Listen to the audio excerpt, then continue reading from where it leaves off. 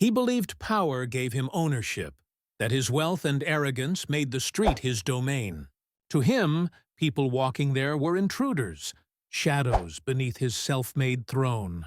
But on one quiet evening, he met someone who refused to shrink. A woman who carried generations of strength in her steps, who wouldn't be silenced or erased. What unfolded wasn't just a confrontation, it was a clash between entitlement and truth, between arrogance and dignity. And when the moment ended, it was clear. He never owned the street. The question is, who truly does? The city street stretched long and quiet, lined with cracked sidewalks and old lampposts that hummed faintly in the evening air. To most, it was just another block, a place to pass through quickly, unnoticed. But for Maya, it was home. She had walked this street nearly every day of her life, carrying groceries for her grandmother, stopping to greet neighbors, or simply finding a rare moment of peace on her way back from long shifts at work.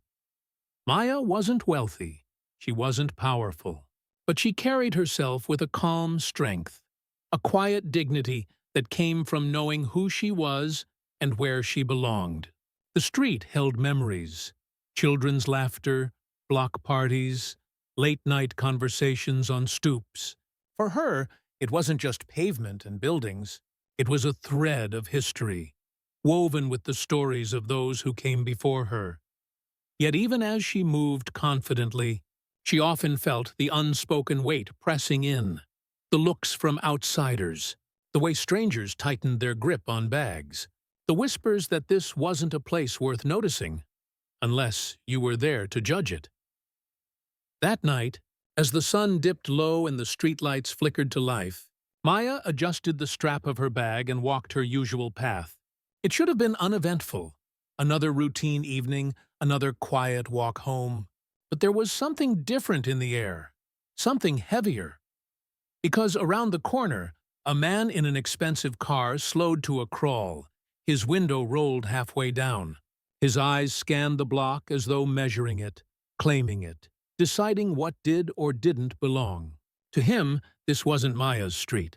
It was his domain, or so he thought. What he didn't know was that this night would prove otherwise. The car crept forward, its headlights slicing through the dim glow of the street lamps. Maya felt the presence before she even turned her head. The slow hum of the engine, the deliberate way the tires rolled over the cracked asphalt. She kept walking, her chin high, her pace steady. But inside, her chest tightened. She had seen this before. Men who believed that wealth, power, or privilege gave them the right to treat her world like it was theirs to control. The car pulled up beside her. The tinted window rolled down, revealing a man in a tailored suit, his gold watch catching the faint streetlight. His gaze swept over her like an appraisal, cold and entitled. "What are you doing here?" he asked, his tone sharp, like a command instead of a question. Maya didn't stop walking. "Going home," she said simply, but he wasn't satisfied. The car idled alongside her, engine purring like a predator waiting for its chance. "This isn't your kind of street," he continued. "It's mine. People like you should know your place."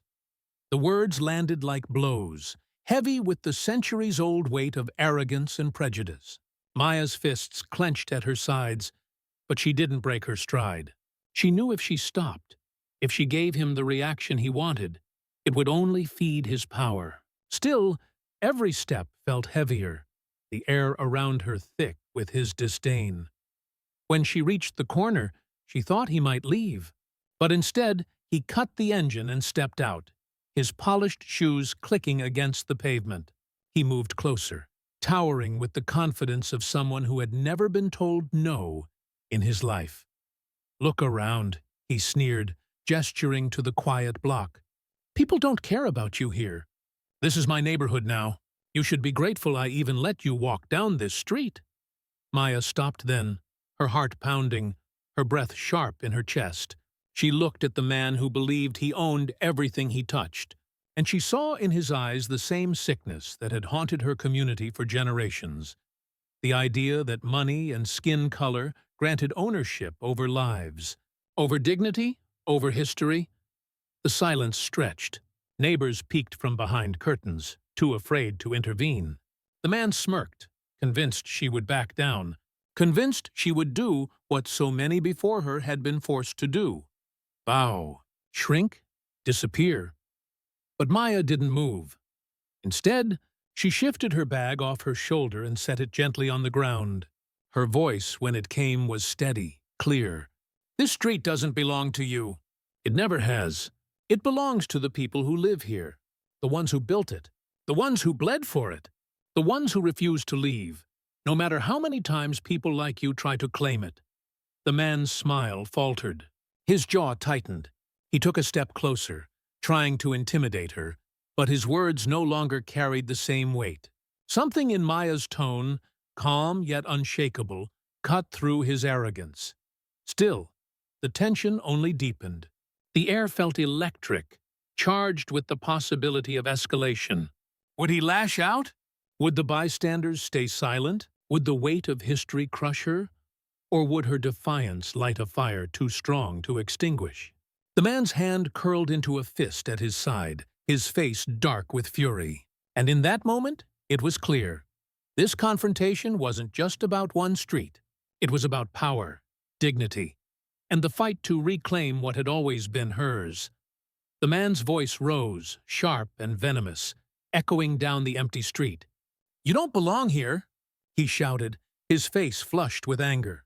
His words weren't just about the block they stood on. They carried the weight of every insult, every attempt to erase people like Maya from spaces they had built, lived in, and called their own. He stepped closer, his shadow looming over her beneath the flickering streetlight. The neighbors who had been watching from behind curtains now pressed their faces closer to the glass, fear and anticipation written across their eyes. They knew what could happen next. They had seen it before. Maya's heart hammered in her chest, but her feet held firm. She refused to move.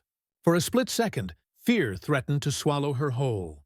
But then she remembered the voices of her grandmother, her mother, her community, their stories of resilience, of holding ground when the world tried to push them off. And in that moment, something inside her ignited. The man raised his hand as if to silence her, to assert his dominance. But Maya didn't flinch. Her voice rose above the night air, clear and unshakable. "This street doesn't answer to you. It answers to the people who live here, who love it, who refuse to let arrogance rewrite its history. You may think you own it, but you don't own me. You never will." The words struck harder than any blow. The man froze, his arms suspended in the air, his fury collapsing into something else, shame, disbelief, the realization that his power meant nothing here. The silence that followed was louder than his shouting had ever been. One by one, doors cracked open. Neighbors began to step outside, their presence quiet but undeniable. What had started as one woman standing her ground was now a community rising behind her. The man's confidence faltered. His voice failed. For the first time, he looked small, and in that charged silence, it became clear. The street had chosen its truth. The man stood frozen, his power stripped away by something he couldn't buy, couldn't bully, couldn't erase: truth. Around him, the street he claimed as his own was no longer silent. Neighbors who had once watched from the shadows now stepped into the light, standing alongside Maya. Their presence wasn't loud, but it was steady. It told him everything he needed to know. This street didn't belong to him. It never had. Maya didn't gloat, didn't raise her voice in triumph.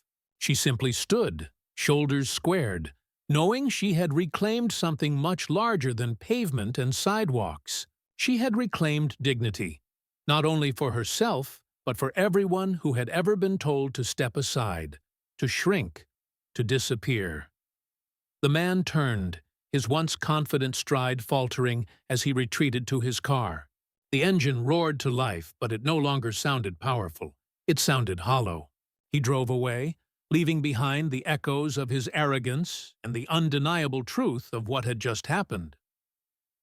As the neighbors slowly returned inside, Maya remained where she was. She knew tomorrow might bring another challenge, another attempt to erase her or her community. But she also knew something had shifted. She had proven that courage could silence entitlement, that resilience could outshine arrogance, and that one voice, when joined by others, could transform fear into strength. This wasn't just a story about a woman on a street. It was a reflection of a struggle happening everywhere, where power tries to erase history and where people fight to hold their ground. The lesson is clear. Streets, cities, nations are not owned by arrogance or privilege. They belong to those who live, love, and protect them. So the question remains, when faced with injustice, will we stay silent? Or will we, like Maya, stand firm and remind the world who truly owns the street?